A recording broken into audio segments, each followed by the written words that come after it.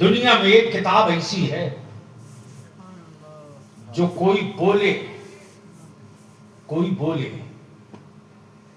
کوئی بولے کوئی پڑھے کوئی پڑھے کوئی آواز سنے کوئی پڑھے کوئی آواز سنے تو آواز اور کلام کی تاثیر وہ کہ سخت دل میں چیر کے نیچے اتر جائے،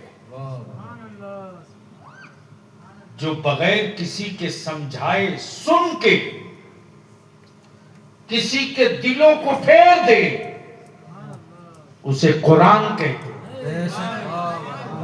زندہ باد، ارے زور سے بول دو، اسے قرآن کہتے ہیں۔ اب کون سمجھانے جائے کہ اسلام کیا ہے؟ کون سمجھانے جائے؟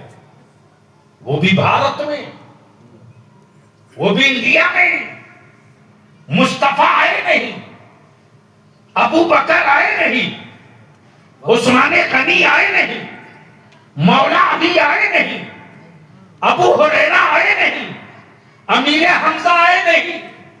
پھر کون سمجھائے کہ اسلام کیا ہے؟ کون سمجھائے کہ اسلام کیا ہے؟ نہ دارالعلوم ہے، نہ یونیورسٹی ہے، نہ کتابیں ہیں، نہ لائبریری ہے۔ پھر کون سمجھائے کہ اسلام کیا ہے؟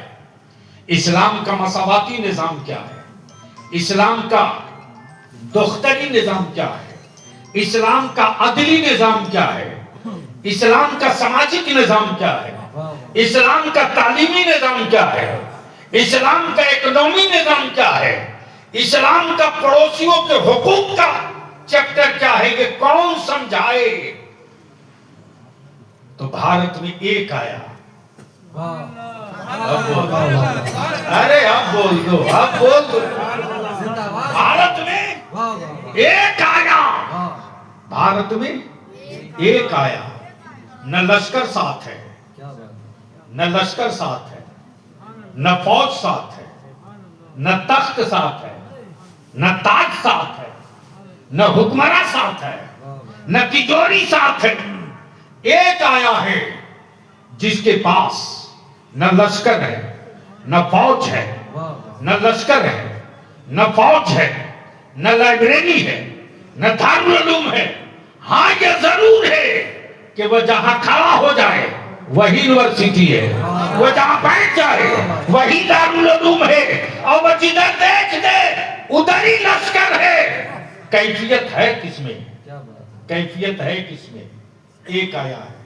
تب بلیاوی ڈنکے کی چوٹ پر کہتا ہے، قوم مسلم کی اولادوں کو بابر کی اولاد کہہ کر گالی بکنے والے حرام خورو، بابر کے اسلام سے رشتہ کیا تھا نہیں تھا میں نہیں جانتا، لیکن ایمان اور بھارت کے مسلمانوں کا رشتہ مغلوں سے نہیں ہے۔ معین الدین